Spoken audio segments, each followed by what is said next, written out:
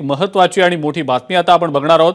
मुंबईतल्या गोरेगाव पूर्वेकडील western express हायवेला लागून असलेली 3 एकर जागा आता मुंबई बँकेला दिली जाणार आहे। पशु आणि वैद्यकीय विद्यापीठासाठी एकूण 145 एकर जागा शासनाने विद्यापीठाला दिलेली होती।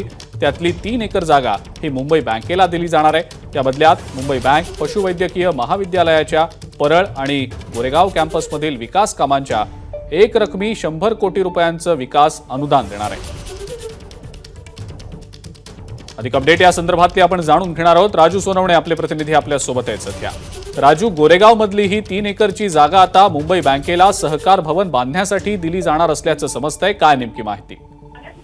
अजिंक्य, पाहता आपण मुंबईतली 3 इंच जागा जी आहे ती अतिशय महत्त्वाची आहे आणि लाखो करोडचा भाव आहे। आणि असं असताना गोरेगाव मधील 3 एकर जागा जी आहे ती मुंबई बँकेला सहकार भवन बांधण्यासाठी राज्य सरकार देत आहे।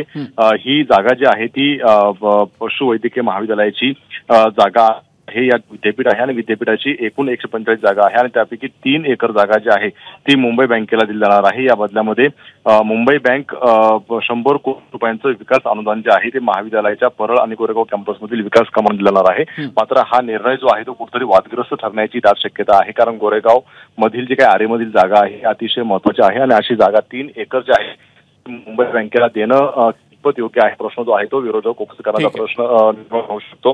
कारण पाहतोय भाजपचे आमदार प्रवीण हे आशा आहे यांच्या या बँकेला ही 3 एकर जागा देण्याचा निर्णय आहे तो कुठेतरी वादात सापडण्याची शक्यता आहे। राजू, धन्यवाद आपण ही जी माहिती दिली त्याबद्दल।